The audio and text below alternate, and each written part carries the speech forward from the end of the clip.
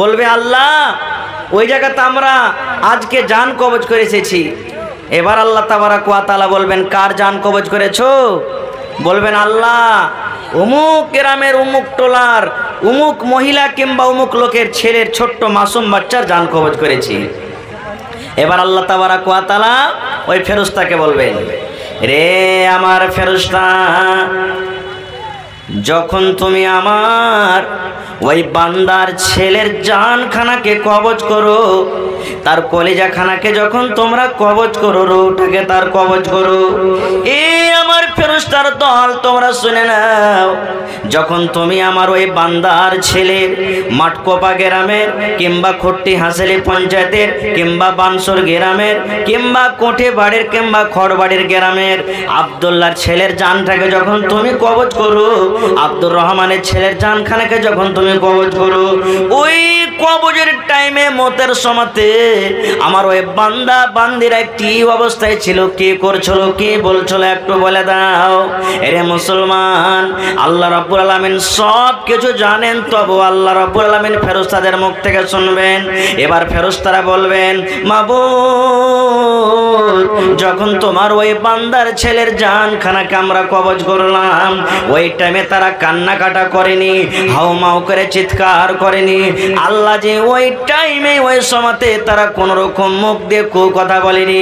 আল্লাহ বলবেন কি বলেছিল রে ফেরেশতা, একটু বলে দাও, আমি জানতে চাই। ফেরেশতারা বলবেন, রব্বুল আলামিন যখন তোমার ওই বান্দার জানখানাকে আমরা কবজ করে নিলাম, বাচ্চার রূহটাকে যখন কবজ করে নিলাম, ওর মা ওখানে বসেছিল, ওর বাপ ওখানে বসেছিল, ওই দাদা বসেছিল, নানা বসেছিল, নানি বসেছিল। আল্লাহ জি আর মুখ দিয়ে ওরা এই কালেমা এই দোয়াটা শুধু পড়েছিল, ইন্না লিল্লাহি ওয়া ইন্না ইলাইহি রাজিউন, আল্লাহুম্মা আজুরনি ফি মুসিবাতি ওয়া আখলিফ লি খায়রাম মিনহা। আল্লাহ তোমার তারিফ করেছে আর তোমার শুকরিয়া আদায় করেছে আর দোয়াটা পড়েছে। তাহলে বোঝা গেল মা মরে গেল, বাবা মরে গেল, নানা মরে গেল, দাদা মরে গেল, স্ত্রী মারা গেল, স্বামী মারা গেল, কলেজার টুকরা ছেলে মেয়ে মারা গেল, কিংবা আপনি মাইকে শুনতে পান অমুক গ্রামের অমুক লোক মারা গেছে।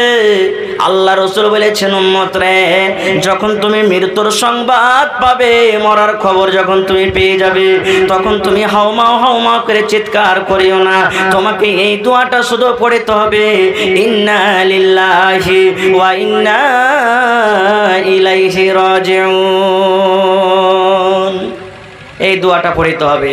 কিন্তু ওরে সুবহানাল্লাহ, কত মা খালা এমন আছে যদি মৃত্যুর কোনো খবর পেয়ে লাই এত করে কানবে, চুলগালাকে ঝেঁকড়ে মেকড়ে ফেলবে, বুকে বাড়ি মারবে, আর সর্দি লাখে নাই তবে এমন করে কানতে কানতে লাখে টেনে টেনে সর্দি দিয়ে কানবে, আর একবারে মনে হয় 10 পিস বাড়ি নিয়ে সবকে জানিয়ে দেবে যে ইয়ার কি হয়ে গেছে নাকি, একবারে তাঁতিমতি লাগিয়ে দেবে। এরকম শরীয়তে কান্দা নাও হারাম করেছেন, কানতে হবে না খো। এরকম কান্দন আল্লাহ তাবারাক ওয়া তাআলা পছন্দ করেন না ভাই আমার। তবে শরীয়তে কান্দন নাই। একটা উদাহরণ বলি, জালসাতে এই চুটকলা বলা ছেড়ে দিয়েছি, কিন্তু উদাহরণস্বরূপ বলছি যে একটা লোকের মা মরেছে, মোড়লের মা মরেছে, কাইনবার কেউ নেই, কেউ একটা লোক নেই কাইনবার, কে কাঁদবে? তখন মা বেটিকে ভাড়া করে এনেছে যে আগে আমার মা মরেছে, তো চল তো তোরা কানবি। তখন মা বেটি বলছে, হ্যাঁ মোড়ল, তোরকে মা মরেছে তো কি দিবি, আমরা কানবো তো। বলছে 2.5 কিলো জুয়া দেবো, চল। বলছে ঠিক আছে চল। আপ কহেন নিজের মা বাপ মরতে গেলে ওর আলাদা কান্দন হবে, আর ও পরকে ভাড়া করে আসলে ওর কান্দন আলাদা হবে না, হবে না? আপ কি দিয়ে কানবে মা বেটি? মোড়লের মার পাঞ্জরে বসে আছে, তখন বলছে মল্লে রেখে মা মরেছে হু হু হু। মা বেটি কানছে, মল্লে রেখে মা মরেছে হু হু হু, যাও দেবে কে ফাও দেবে হু হু হু, দিবে কে দিবে না হু হু হু। এই তো কানছে ভাই আমার। তাহলে এবার ফেরেশতারা বলবেন, আল্লাহ তোমার ওই বান্দা তোমার শুকরিয়া আদায় করেছে এবং দোয়া পড়েছে। রে আমার মায়েরা, খালারা, ভাইরা শুনে নেন, যখন বাচ্চা ছেলের এরকম ভাবে সংবাদ পাবেন আল্লাহ তাবারাক ওয়া তাআলা, আল্লাহ রাব্বুল আলামিন ফেরেশতারাকে বলবেন, আরে আমার ফেরেশতার দল, আমার ওই বান্দা যখন আমার শুকরিয়া আদায় করেছে, কলেজার টুকরা দুনিয়া থেকে চলে গেছে, আদরের সন্তান দুনিয়া থেকে চলে গেছে, তবে কান্নাকাটা করেনি, হাওমাও করে চিৎকার করেনি, দোয়া পড়েছে, সবর করেছে। আমি আল্লাহ তোমাদেরকে ফেরেশতা আদেশ করেছি, যাও যাও যাও, এই ছেলের মা এবং বাবার জন্য আমি আল্লাহ আদেশ করেছি জান্নাতের ভেতরে এখন ঘর তৈরি করে দাও। সুবহানাল্লাহ। তাহলে যেই সমস্ত মা খালা ভাইয়ের ঘে ছোট সন্তান মারা গেছে, সবর যদি করে থাকে তাহলে জান্নাতে তার জন্য এখানটা ঘর রেডি হয়ে আছে। কিন্তু এখন তো দেখবেন কত মা খালা আছে, শরীয়ত জানছে যে কানতে হয় না, ও কানবে না, তখন আশেপাশে কার অন্য মহিলারা বলবে এর দিলখানটা কত পাথরটি, ওর ছেলেটা মরে গেছে তাই একটুকু কান্দে না মাগি, মনে হয় কত যে ওর লেগে ভালো হয়েছে তা আল্লাহ জানছে, বলে না, কত লোক বলে। তাহলে সবর করতে গেলে আল্লাহ তাবারক ওয়া তাআলা জান্নাতে এখন ঘর বানিয়ে দিবেন। তাহলে একটা হাদিস শিখে নিলেন, আর একটা হাদিস শিখেন। আল্লাহর নবী বলেছেন, এরে আমার উম্মত, 24 ঘন্টার ভিতরে আল্লাহ রাব্বুল আলামিন কোরআন মাজিদে একটা সূরা দান করেছেন, যে সূরাটার নাম হলো সূরা ইখলাস। এই যে আমি খুতবার পর পড়েছি, দয়ার নবী বলেছেন, উম্মত রে, যে কোনো টাইমে তুমি বাড়িতে বসে আছো, তুমি ঢেরা ঘুরাইছো, তুমি সানি কাটছো, তুমি বাড়িতে বসে আছো, মোটরসাইকেল চালিয়ে তুমি রাস্তা দিয়ে চলে যাও, তুমি বসে চড়া আছো, টারাকে চড়া আছো, মসজিদে উজু করে নামাজ পড়তে যাও, নামাজ পড়ার পর তুমি বসে আছো, কিংবা নামাজ পড়ে তুমি বাড়ির দিকে রওনা হয়েছো, যে কোনো টাইমে আল্লাহর নবী বলেছেন, উম্মত তুমি যদি খালেস নিয়তে সূরা ইখলাস আউযু বিল্লাহ বিসমিল্লাহ বলে যদি 10 বার তুমি পড়িতে পারো, রাসূল বলেছেন কতবার? জোরে বলেন কতবার? 10 বার যদি পড়িতে পারেন মুসলমান, আল্লাহ রাসূল বলেছেন, উম্মত রে, আল্লাহ রাব্বুল আলামিন এই সূরাটাকে 10 বার পড়ার কারণে আল্লাহ তোমার জন্য জান্নাতের ভেতরে এখন ঘর তৈরি করে দেবেন। সুবহানাল্লাহ। 10 বার পড়ার কারণে আল্লাহ জান্নাতের ভিতরে এখানটা ঘর তৈরি করে দিবেন। কিন্তু আজকে আমরা মুসলমান তো যেমনি সালাম ফিরলাম, ডান দিকে সালাম হলো, বাম দিকে সালাম হলো, মনে হয় আগুনের পরে মসজিদে বসে আছে, দেই উড়ান, মুলবিরা দুয়া বাদ করে দিয়েছে, তার ফের বসার কি দরকার? সুবহানাল্লাহ। একটা ফজিলত শিখলেন, সূরাতুল ইখলাস 10 বার পড়তে গেলে আল্লাহ কোথায় ঘর বানাবেন? জান্নাতের ভিতরে ঘর বানিয়ে দিবেন। আরো একটা হাদিস শুনেন, আপনাকে প্রশ্ন করছি, আল্লাহ রাসূল বলেছেন, যখন তুমি মসজিদের ভিতরে ঢুকবে, মসজিদে যখন তুমি দাখিল হবে, রাসূল বলেছেন দোয়া পড়তে হবে। দোয়া আছে না নাই? মসজিদে ঢোকার দোয়া আছে না নাই? আর একটু জোরে বলেন, আছে না নাই? আল্লাহ রাসূল বলেছেন, উম্মত জমিনের উপরে, আকাশের তলাতে, পৃথিবীতে যত জায়গা রয়েছে, সমস্ত জায়গার মধ্যে উত্তম জায়গার কথা রাসূল মসজিদ বলেছেন। রে উম্মত, আল্লাহ রাসূল বলেছেন, তোমার একটা মসজিদ আছে, আলবেস্টার লাগানো, টাইলস লাগানো মসজিদে, উপরে টিন আছে, মসজিদে তোমার টাটির ঘর আছে, দেওয়াল নাই, আর তোমার বাড়িতে 5 তলা মাকান, তুমি সুন্দর সুন্দর তুমি টাইলস লাগিয়ে রেখেছো, রাজস্থান থেকে টাইলস তুমি নিয়ে এসেছো, তুমি শিলিগুড়ি থেকে তুমি টাইলস নিয়ে এসেছো, তুমি অন্য অন্য দেশ থেকে তুমি টাইলস নিয়ে এসেছো। আল্লাহ রাসূল বলেন, উম্মত রে, এই মসজিদ থেকে তোমার বাড়ি ভালো হতে পারে না, ভালো হতে পারে না। আল্লাহ রাসূল বলেছেন, যখন তুমি মসজিদের ভিতরে ঢুকবে, মসজিদে যখন তুমি যাবে, আল্লাহ রাসূল বলেছেন, উম্মত তোমাকে এই দোয়া পড়তে হবে, আল্লাহুম্মা আফতাহলি আবওয়াবা রাহমাতিক, আল্লাহ তুমি আমার জন্য আল্লাহ রহমতের দুয়ার আল্লাহ তুমি খুলে দাও। আল্লাহুম্মা আফতাহলি আবওয়াবা রাহমাতিক। যেমন মসজিদে আপনি ঢুকবেন, আল্লাহ রাসূল বলেছেন, মসজিদে যখন ঢুকবেন আপনি, তখন ডান পা খান মসজিদের ভিতরে আগে রাখতে হবে, বাম পা আপনাকে আগে রাখতে হবে না। মসজিদের ভিতরে যখন ঢুকবেন তখন ডান পা দিতে হবে। যেমন মসজিদে আপনি ডান পা রেখে দিলেন, নবী বলেছেন, উম্মত রে, ডান পা রাখার সময়তে তোমাকে এই দোয়াটা পড়িতে হবে, আল্লাহুম্মা আফতাহলি আবওয়াবা রাহমাতিক। আর যখন মসজিদ থেকে তুমি বের হয়ে যাবে, তখন তুমি বাম পা খানটা আগে বের করে দাও, বাম পা খানটা মসজিদ থেকে আগে বের করো। তারপর রাসূল বলেছেন, এই দোয়াটা তুমি পড়ো, আল্লাহুম্মা ইন্নী আসআলুকা মিন ফাজলিক। এটা হলো মসজিদ থেকে বের হওয়ার দোয়া। জানছেন আশা করছি সবাই? এবার আপনাকে আর একটা হাদিস বলি, এটা হলো হাদিসের এক পয়েন্ট, যে এই পৃথিবীর মধ্যে সব থেকে উত্তম জায়গা হলো কি, সব থেকে ভালো জায়গা হলো কি? মসজিদ।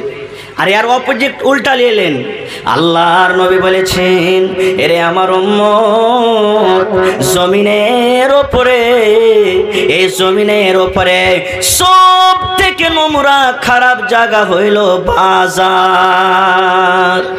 সব থেকে খারাপ জায়গা হলো কি? জোরে বলেন, সব থেকে নোংরা জায়গা হলো কি? বাজার। কিন্তু এই বাজারও একটা খুব মজার কথা লুকিয়ে আছে। কি মজার কথা জানেন?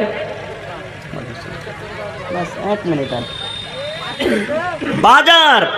এবার বলবেন মৌলানা বাজারে কি লুকিয়ে আছে? আল্লাহ রাসূল বলেছেন, আমার অত সময় কথা বলতে পারবো না রে বন্ধু, একবারে শর্টে বলি। মসজিদে ঢুকলেন দোয়া আছে, মসজিদ থেকে বের হলেন দোয়া আছে, আপনি ল্যাট্রিনে গেলেন দোয়া আছে, ল্যাট্রিন থেকে বের হলেন দোয়া আছে, কবরস্থানে গেলেন দোয়া আছে, বিবির কাছে আছে দোয়া আছে, প্রত্যেক জায়গাতে দোয়া আছে। আল্লাহ রাসূল বলেছেন, উম্মত রে, যখন তুমি বাজারে যাবে, তুমি তরকারি কিনতে চক চলে গেছো, তুমি সবজি কিনতে তুমি চক চলে গেছো, তুমি বকরি কেনার জন্য তুমি চক চলে গেছো, তোমার বাড়িতে কুটুম চলে এসেছো, তুমি রসগোল্লা কেনার জন্য মার্কেট চলে গেছো। আল্লাহ রাসূল বলেছেন, উম্মত, জমিনের উপরে সব থেকে নোংরা খারাপ জায়গা হলো বাজার, মার্কেট। কিন্তু নবী বলেছেন, উম্মত রে, ওই মার্কেট যখন তুমি ঢুকবে, যখন তুমি তরকারি কিনতে যাবে, যখন তুমি সবজি কিনতে যাবে, যখন তুমি নাস্তা কিনতে যাবে, মার্কেটে ঢোকার আগে আগে রাসূল বলেছেন তোমাকে একটা দোয়া পড়তে হবে, একটা দোয়া পড়ে তোমাকে মার্কেটে ঢুকতে হবে। যদি তুমি দোয়াটা পড়ে মার্কেটে ঢুকে যাও, আল্লাহ রাব্বুল আলামিন তোমার জন্য কতটুকু ইনাম রেখেছেন, ফজিলত রেখেছেন শুনেন। আল্লাহ রাসূল বলেছেন, মার্কেটে যাওয়ার আগে, চকে যাওয়ার আগে যদি তুমি যখন চক ঢুকবে, তুমি তো দোয়াটা যদি পড়ে নাও, আল্লাহ রাসূল বলেছেন, জীবনে যত তোমার বড় ছোট ছোট পাপ হয়েছে, যত জীবনে ছোট ছোট গুনাহ হয়েছে, আল্লাহ তোমার জীবনের 10 লক্ষ গুনাহকে আল্লাহ মাফ করে দিবেন। সুবহানাল্লাহ। কত গুনাহ মাফ করবেন? 10 লাখ গুনাহ আল্লাহ মাফ করে দিবেন। সুবহানাল্লাহ। আর কি? জীবনে 10 লক্ষ নেকি আল্লাহ রাব্বুল আলামিন আপনার রেজিস্টারে আল্লাহ তুলে দিবেন। 10 লক্ষ আল্লাহ মর্যাদা পাবার, আল্লাহ আপনার ফজিলত বাড়িয়ে দিবেন, দরজাকে আল্লাহ উঁচা করে দিবেন। তারপরে রাসূল বলেছেন, উম্মত রে, মসজিদে যখন তুমি যাবে, 4th নম্বর ফজিলত হলো এই যে এই দোয়াটা পড়ার কারণে আল্লাহ রাব্বুল আলামিন তোমার জন্য জান্নাতের ভিতরে এখন ঘর বানিয়ে দিবেন। তাহলে বাজারে ঢুকতে গেল দোয়া পড়তে হবে, আর ওই দোয়াটার ফজিলত কি? 10 লাখ নেকি আল্লাহ আপনাকে দান করবেন, 10 লাখ গুনাহ মাফ হবে, আর 10 লাখ দরজা আল্লাহ আপনার উঁচা করে দিবেন, আর জান্নাতের ভিতরে একখানটা ঘর বানিয়ে দিবেন। দোয়াটা পড়তে ইচ্ছা হয়েছে না, হয় না? এত লেখি লওয়ার মন আছে না নেই? বলবেন হাজি মাওলানা দোয়াটা কি? একবারে ছোট্ট দোয়া, পড়েন আমার সাথে। লা ইলাহা ইল্লাল্লাহু ওয়াহদাহু লা শারীকা লা, লাহুল মুলকু ওয়া লাহুল হামদু, ইহয়ী ওয়া ইউমীত ওয়া হুয়া হাইয়ুন লা ইয়ামুতু বিয়াদিহিল খায়র ওয়া হুয়া আলা কুল্লি শাইইন কাদির। এটা বাজারে ঢোকার দোয়া, এটা বাজারে সান্নার দোয়া, বাজারে দাখিল হওয়ার দোয়া। লা ইলাহা ইল্লাল্লাহু ওয়াহদাহু লা শারীকা লা, লাহুল মুলকু ওয়া লাহুল হামদু, ইহয়ী ওয়া ইউমীত ওয়া হুয়া হাইয়ুন লা ইয়ামুতু বিয়াদিহিল খায়র ওয়া হুয়া আলা কুল্লি শাইইন কাদির। এই দোয়া পড়ে বাজার যাবেন, সুবহানাল্লাহ, আল্লাহ জান্নাতে আপনার জন্য একখানটা ঘর রেডি করে দেবেন। এরকম অনেক আমল আছে, কথা আছে, সবটিকে বাদ দিয়ে দিলাম। আল্লাহ বাঁচিয়ে রাখে, ইনশাআল্লাহ এই বিষয়ে কোনোদিন আলোচনা করব। তবে আর একটা হাদিস শুনলেন এই আমলের মধ্যে, আল্লাহ রাসূল 1400 বছর আগে এলান করে দিয়েছেন, মান বানা লিল্লাহি মসজিদান বানাল্লাহু লাহু বাইতান ফিল জান্নাহ। আল্লাহ রাসূল বলেছেন, উম্মত, আল্লাহ তাবারাক ওয়া তাআলার এই জমিনে, পৃথিবীতে আল্লাহর ইবাদত করার জন্য, আল্লাহর বান্দেগি করার জন্য, আল্লাহর পূজা পাঠ করার জন্য তোমরা যদি একখানা মসজিদ তৈরি করতে পারো, মসজিদে সাহায্য করতে পারো, মসজিদে ইট দিতে পারো, মসজিদে গিট্টি দিতে পারো, মসজিদে জমিন দান করতে পারো, মসজিদে সিমেন্ট দিতে পারো। আল্লাহ রাসূল বলেছেন উম্মত রে, আল্লাহ রাব্বুল আলামিন তোমার জন্য জান্নাতের ভিতরে একখান ঘর আল্লাহ তৈরি করে দিবেন। নারে তাকবীর, সুবহানাল্লাহ। তাহলে ভাই, আজকে কোন আল্লাহর বান্দা আছেন যে আল্লাহ এই পৃথিবীতে ঘর যদি তৈরি করি তা আল্লাহ তাবারক ওয়া তাআলা জান্নাতের ভিতরে ঘর তৈরি করে দিবেন। এখানে কোনো নর নারীর কথা নয়, যে কোনো মুসলমান নর নারী। আর এখনই মাদানী সাহেবের একটু আগে আপনারা শুনলেন যে এই পৃথিবীতে যদি একটা পাখির বাসা যে আছে, ঘোঁসলা বাসার সমানও যদি কেউ মসজিদ তৈরি করে, আল্লাহ তাবারক ওয়া তাআলা তার জন্য জান্নাতে একটা ঘর বানিয়ে দিবেন। আর আপনারা জানলেন যে বাসা থেকে মুরাদ কি? ধরেন যে আপনার মসজিদ 150 বাই 150 আছে, এদিকে 150 ফিট, এদিকে 150 ফিট। এবার ধরেন ওই মসজিদে আপনার 50 লাখ টাকা খরচ হবে। এবার আপনি তো 50 লাখ টাকা একাই দিতে পারবেন না, তো আল্লাহ রাসূল বলেছেন উম্মত ওই মসজিদে তুমি 10,000 দিয়ে দাও, 5,000 দিয়ে দাও, 10 টাকা দিয়ে দাও, 100 টাকা দিয়ে দাও, ইট দিয়ে দাও, সিমেন্ট দিয়ে দাও, গিট্টি দিয়ে দাও, ছড় দিয়ে দাও। এই তুমি দানে যে সহযোগিতা করলে, তুমি দানে ভাগীদারি হয়ে গেলে, আল্লাহ তাবারক ওয়া তাআলা এই ভাগীদারির কারণে তোমাকে জান্নাতে একটা ঘর দিয়ে দিবেন।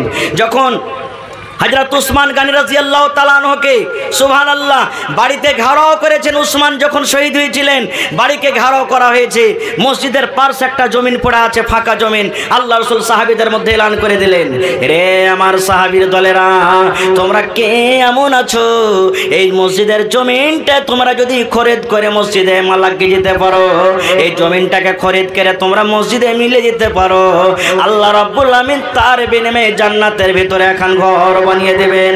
হযরত উসমান গনি রাদিয়াল্লাহু তাআলা আনহু ঘরে বন্দী হয়েছে, বের হইতে পারেন না। মেসেজ করে দিলেন, খবর দিয়ে দিলেন, ইয়া রাসূলুল্লাহ আমি উসমান, যত টাকা লাগবে নবীজি, যত টাকা লাগবে, পয়সা লাগবে, আমি উসমান এই জমিনটাকে খরিদ করে মসজিদে আমি সাটিয়ে দিলাম, যেমন লাগিয়ে দেওয়া। আল্লাহ নবী তার জন্য দুনিয়াতে জান্নাতের খুশখবরি দিয়ে দিলেন।